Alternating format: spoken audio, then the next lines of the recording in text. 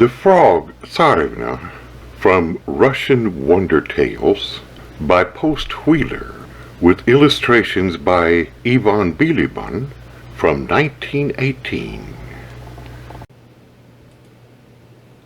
In olden time, in a time long before present days, in a certain tsardom of an empire far across the blue seas and behind high mountains, there lived a tsar and his tsaritsa. The tsar had lived long in the white world, and through long living had become old. He had 3 sons, tsareviches, all of them young, brave, and unmarried, and altogether of a sort that they could not be described by words spoken in a tale or written down with a pen. During the long white days they flew about on their fiery, beautiful horses like bright hawks under the blue sky. All 3 were handsome and clever, but the handsomest and cleverest was the youngest, and he was Tsarevich Ivan. One day the Tsar summoned his 3 sons to his presence and said, "My dear children, ye have now arrived at man's estate, and it is time for you to think of marriage. I desire you to select maidens to be loving wives to you, and to me dutiful daughters-in-law. Take therefore your well-arched bows and arrows which have been hardened in the fire. Go into the untrodden field wherein no one is permitted to hunt, and draw the bows tight and shoot in different direction. And in whatsoever courts the arrows fall, there demand your wives to be. She who brings to each his arrow shall be his bride." So the Tsareviches made arrows, hardened them in the fire, and going into the untrodden field shot them in different directions. The eldest brother shot to the east, the second to the west, and the youngest, Tsarevich Ivan, drew his bow with all his strength and shot his arrow straight before him. On making search, the eldest brother found that his arrow had fallen in the courtyard of a boyar, where it lay before the tower, in which there were the apartments of the maidens. The second brother's arrow had fallen in the courtyard of a rich merchant, who traded with foreign countries, and pierced a window at which the merchant's daughter, a lovely girl soul, was standing. But the tower of Tsarevich Ivan could not be found at all. Tsarevich Ivan searched in deep sorrow and grief. For 2 whole days he wandered at the woods and fields, and on the 3rd day he came by chance to a boggy swamp, where the black soil gave away under the foot, and in the middle of the swamp he came upon a great frog which held in her mouth the arrow he had shot. When he saw this he turned to run away, leaving his arrow behind him, but the frog cried, "Kwa! Kwa! Tsarevich Ivan, come to me and take thine arrow. If thou wilt not take me for thy wife, thou wilt never get out of this marsh." Ivan was greatly surprised to hear the frog speak, and was at a loss to know what to do. But at last he took the arrow, picked up the frog, put her in a fold of his coat, and went sadly home. When he arrived at the palace and told his story, his brothers jeered at him, and the 2 beautiful maidens whom they were to marry laughed at him also, so that he went weeping to the Tsar and said, "How can I ever take this frog to wife, a little thing that says, 'Kwa! Kwa!' She is not my equal. To live one's life long is not like crossing a river or walking over a field. How shall I live with a frog?" But the Tsar made answer, "Take her, for such was my royal word, and such is thy fate." And though Tsarevich Ivan wept a long time, there was no further word to be said, since one cannot go contrary to his fate. So the sons of the Tsar were married, the eldest to the nobleman's daughter, the second to the daughter of the merchant, and the youngest, Tsarevich Ivan, was married to the frog. When the day came, he went to the palace in a closed carriage, and the frog was carried on a golden dish. So they lived a long time, or a short time, and Tsarevich Ivan treated the frog with gentleness and kindness till a day came when the Tsar summoned his 3 sons before him and said, "Dear children, now that ye are wedded, I am minded to try the skill of my daughters-in-law in the arts of housewifery. Take from my storeroom, therefore, each of you, a piece of linen cloth, and his wife shall make of it a shirt which he shall bring to me tomorrow morning. The two elder brothers took the linen to their wives, who at once called together their maidservants and nurses, and all set to work busily to cut the stuff and to sew it. And as they worked, they laughed to think of Tsarevich Ivan, saying, "What will his little quacker do for him to bring to the Tsar tomorrow?" But Tsarevich Ivan went home looking as if he had swallowed a needle. "How can my little frog wife make a shirt?" he thought. "She who only creeps on the floor and croaks." And his bright head hung down lower than his shoulders. When she saw him, however, the frog spoke. "Qua, qua, Tsarevich Ivan, why art thou so downcast? Hast thou heard from the Tsar, thy father, a hard and pleasant word?" "How can I fail to be downcast?" answered Ivan. "The Tsar, my father, has ordered that thou shouldst sew a shirt out of this linen for him tomorrow."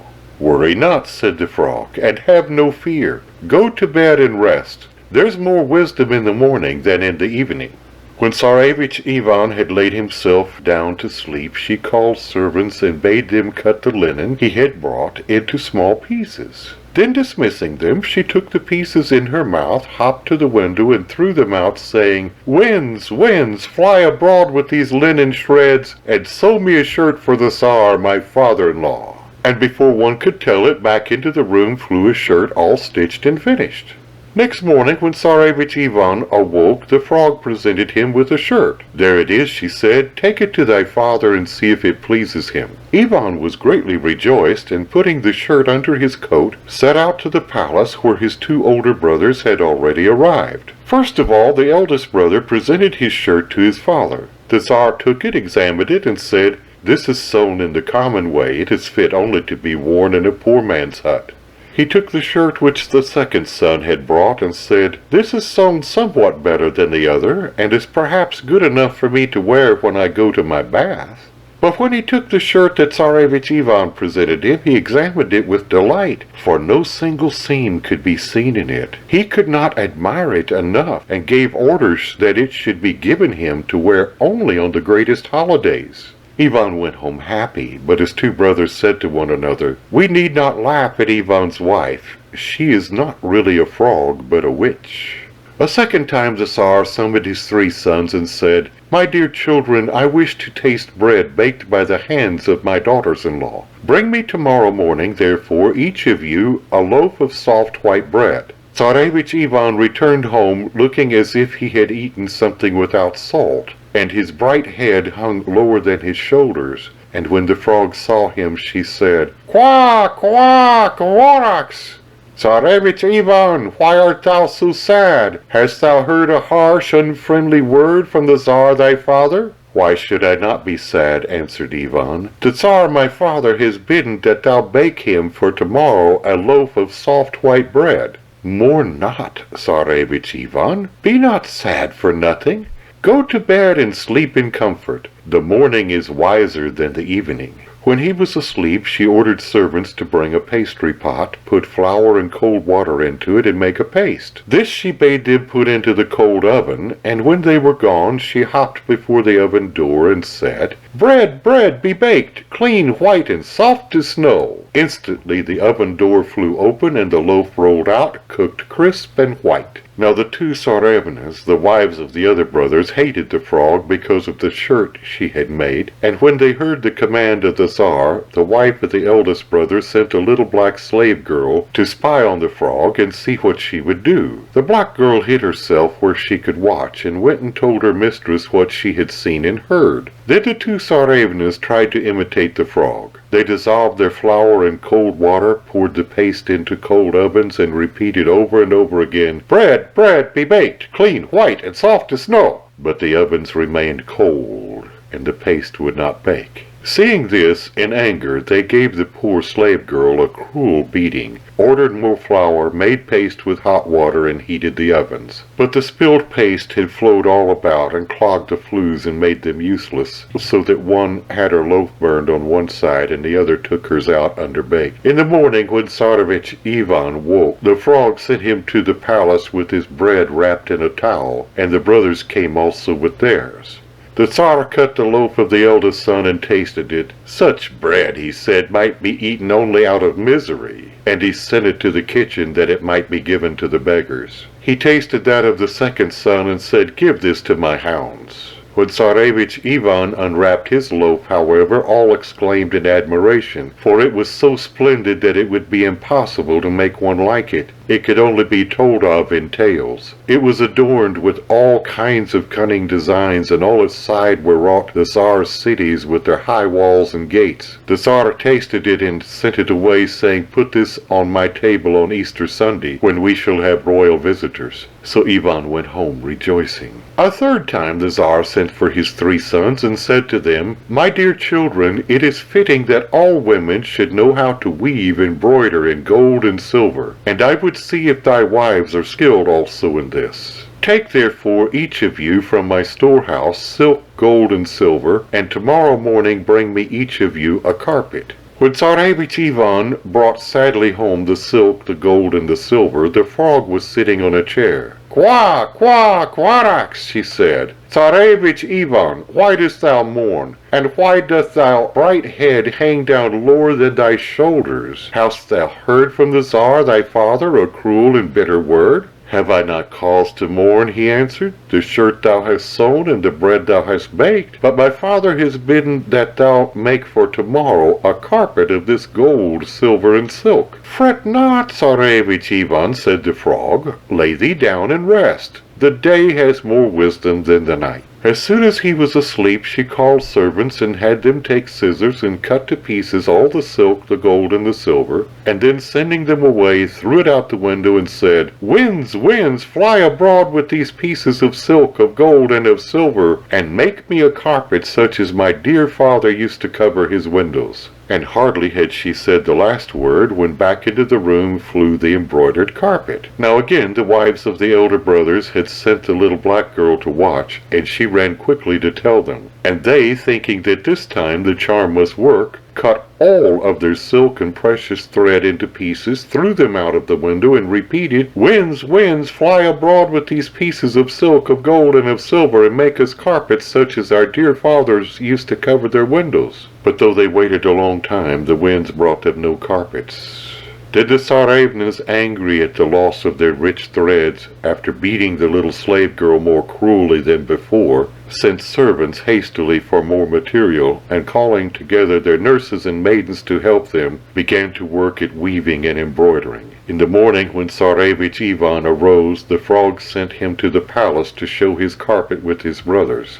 The Tsar looked at the carpet of the eldest son and said, "Take this to the stables. It will do to cover my poorest horse when it is raining." He looked at the carpet of the second and said, "Put this in my hall. It may do perhaps to wipe my boots upon in bad weather." But when Tsarevich Ivan unrolled his carpet, so wondrously was it adorned with gold and silver fashionings, that its like cannot be imagined, and the Tsar ordered that it be kept with the greatest care, to be put on his own table on the most solemn feast days. "Now, my dear children," he said, "your wives, my daughters-in-law, have done all that I bade them do. Bring them tomorrow, therefore, to the palace to dine, in order that I may congratulate them in person." The 2 elder brothers went home to their wives, saying to one another, "Now he must bring his frog wife with him to the royal audience for all to see." But Tsarevich Ivan went home weeping, and his bright head hung down lower than his shoulders. When he reached home, the frog was sitting at the door. "Qua, qua, quarax," she said. "Tsarevich Ivan, why dost thou weep? Hast thou heard sharp and unfeeling words from the Tsar thy father?" "Why should I not weep?" he answered. "Thou hast sewn the shirt, thou hast baked the bread, and thou hast woven the carpet. But after all thou art but a frog, and tomorrow the Tsar my father commands that I bring thee to the palace to royal audience. How, to my shame, can I show thee to the people as my wife?" "Weep no more," the frog said. "Go to thy bed and sleep. There is more wisdom in the morning than in the evening." The next day, when Tsarevich Ivan awoke, she said, "Pay no heed to what others think. The Tsar thy father was pleased with his shirt, his bread, and his carpet. Maybe he will be pleased also with his daughter-in-law when I shall come. Do thou go to the palace, and I will come after thee in an hour. Make thy respects to the Tsar, and when thou hearest the rumbling and a knocking, say, 'Hither comes my poor little frog and her little basket.'" So Ivan drove away to the palace, somewhat cheered by her words. When he was out of sight, the frog went to the window and called, "Winds, winds, bring for me at once a rich carriage of state with white horses, footmen, outriders, and runners." Instantly a horn blew, and horsemen came galloping up the street, followed by 6 milk-white horses, drawing a golden coach. As for herself, she threw off the skin of a frog and was transformed into a maiden so beautiful that she could be described neither by words in a tale nor with a pen in writing. Meanwhile, at the palace, the company were assembled. The 2 elder brothers with their lovely brides attired in silks and laden with shining jewels.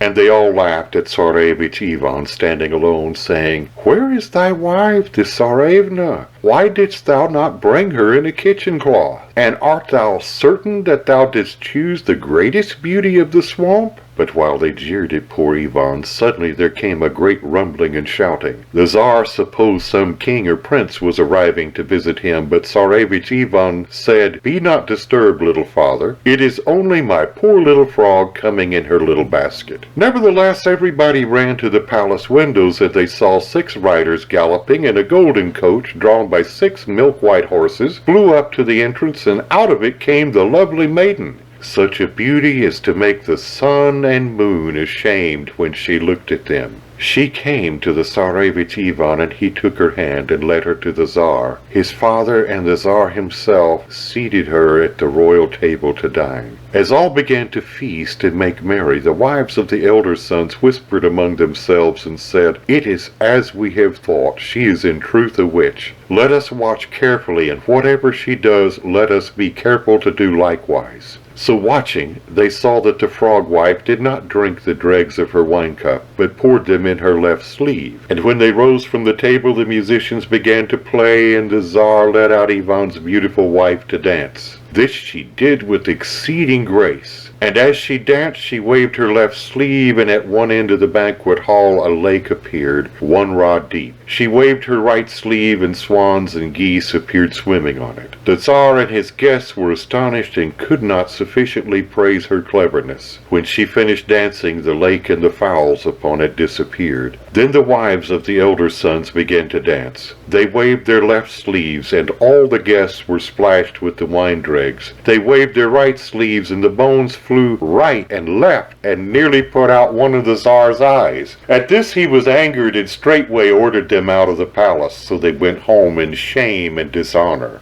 Now, seeing what a beautiful creature his little frog wife had become, Tsarevich even thought to himself, what if she should turn back into a frog again? And while they were dancing, he hastened home, searched till he found the frog skin, and threw it in the fire. His wife, arriving, ran to search for the skin, and when she could not find it, guessed what he had done. She immediately fell a-weeping and said, "Alas, alas, alas, Tsarevich Ivan, that thou couldst not have patience even for a little while. Now thou hast lost me forever, unless thou canst find me beyond 3 times 9 lands, in the 30th tsardom, in the empire that lies under the sun. Know that I am the fairy Falisa the Wise." When she said this, she turned into a blue dove and flew out of the window. Tsarevich Ivan wept till his tears were like a river. Then he said a prayer to God, and bidding the Tsar, his father, and the Tsaritsa, his mother, farewell, went whither his eyes looked in search of his lost wife. He went on and on, whether it was near or far, or a short road or a long road, a tale is soon told, but a journey is not made quickly. He traveled through thrice 9 lands, asking everyone he met where he could find Falisa the Wise, but none could answer, until he reached the empire that lies under the sun. And there in the 30th tsardom he met an old greybeard, to whom he told his story and asked his question. "Well do I know of Falisa the Wise," answered the old man. "She is a powerful fairy whose father in a fit of anger turned her into a frog for 3 years. The time was almost up, and hadst thou not burned her frog skin, she would be with thee now. I cannot tell thee where she is, but take thou this magic ball, which will roll wherever thou commandest it, and follow it." Tsarevich Ivan thanked the old greybeard, threw the ball he gave him on the ground, and at his command it straightway began to roll. It rolled a short way, and it rolled a long way. It rolled across a pebbly plain, and into a drear and dreadful forest, and in the middle of the forest he came to a miserable little hut that stood on hen's legs, and turned continuously round and round. And Ivan said to it, little hut, stand the way thy mother placed thee, with thy back to the wood and thy front to me. And immediately the hut turned about facing him and stood still. Tsarevich Ivan climbed up one of its hen's legs and entered the door, and there he saw the oldest of the Baba Yagas, the bony-legged grandmother of all the witches, lying on a corner of the stove on 9 bricks, with one lip on the shelf, her nose, which was as long as a Perevsky bridge, thrust up the chimney, and her huge iron mortar in the corner. "Pooh!" she cried, gnashing her teeth. "Who is this comes to me? Until now I have neither seen with my eyes nor heard with my ears the spirit of any Russian. But today it is a Russian who enters my house. Well, Tsarevich Ivan, camest thou hither from thine own wish, or because thou wast compelled?" "Enough by my own will, and twice as much by force," replied Tsarevich Ivan. "But for shame! Thou that hast not offered me to eat and to drink, and hast prepared me a bath." Then the Baba Yaga, being pleased with his spirit, gave him food and drink, and made ready a bath for him. And when he had refreshed himself, he related to her the whole affair just as it had been. And when she learned that Falisa the Wise was in truth his wife, she said, "I will indeed render thee this service, not for love of thee, but because I hate her father. The fairy flies across the forest every day bringing messages for her father, and stops in my house to rest. Remain here, and as soon as she enters, seize her by the head. When she feels herself caught, she will turn into a frog, and from a frog to a lizard, and from a lizard to a snake, and last of all she will transform herself into an arrow. Do thou take the arrow and break it into 3 pieces, and she will be thine forever. But take heed when thou hast hold of it not to let her go." The Baba Yaga concealed the Tsarevich behind the stove, and scarcely was he hidden when in flew Falisa the Wise. Ivan crept up noiselessly behind her, and seized her by the head. She instantly turned into a great green frog, and he laughed with joy to see her in the form he knew so well. When she turned into a lizard, however, the cold touch of the creature was so loathsome that he let go his hold, and immediately the lizard darted through a crack in the floor. The Baba Yaga upbraided him. "How shouldst thou win back such a wife," she said, "thou who canst not touch the skin of a creeping lizard? As thou couldst not keep her, thou shalt never again see her here. But if thou likest, go to my sister and see if she will help you." Tsarevich Ivan did so. The ball rolled a long way, and it rolled a short way, across a mountain and into a deep ravine, and here he came to a second wretched little hovel, turning round on hen's legs. He made it stand still, and entered it as before, and there, on the stove, with one lip on the shelf, and her nose propping the ceiling, was the skinny grand aunt of all the witches. To her he told his story, and for the sake of her sister the Baba Yaga also agreed to help him. "Falisa the Wise," she said, "rests in my house too. But if this time thou lettest go thy hold, thou mayest never clasp her more." So she hid Tsarevich Ivan, and when Falisa came flying in, he sprang upon her and seized her, and did not flinch, even when she turned into a lizard in his hands. But when he beheld the lizard change into a fierce and deadly snake, he cried out in alarm, and loosed his hold, and the snake wriggled through the doorway and disappeared. Then was the Tsarevich Ivan exceedingly sorrowful, so that he did not even hear the reproaches of the old witch. So bitterly did he weep that she pitied him, and said, "Little enough dost thou deserve this wife of thine. But if thou choosest, go to my younger sister, and see if she will help you. For Falisa the Wise stops to rest also at her house." So plucking up heart somewhat, Tsarevich Ivan obeyed. The ball rolled a long way, and it rolled a short way. It crossed a broad river, and there on the shore he came to a third hut, wretcheder than the other 2 put together, turning round on hen's legs. And in it was the second grandaunt of all the witches. She too consented to aid him. "But remember," she said, "if this time thy heart fails and thy hand falters, never again shalt thou behold thy wife in the white world." So a third time Tsarevich Ivan hid himself, and presently in came flying Falisa the Wise, and this time he said a prayer to God as he sprang out and seized her in a strong grasp. In vain she turned into a frog, into a cold lizard, and into a deadly writhing snake. Ivan's grip did not loosen. At last she turned into an arrow, and this he immediately snatched and broke into 3 pieces. At the same moment the lovely Falisa in her true maiden shape appeared and threw herself into his arms. "Now, Tsarevich Ivan," she said, "I give myself up to thy will." The Baba Yaga gave them for a present a white mare which could fly like the wind, and on the 4th day it set them down safe and sound at the Tsar's palace. He received them with joy and thankfulness, and made a great feast, and after that he made Tsarevich Ivan Tsar in his stead.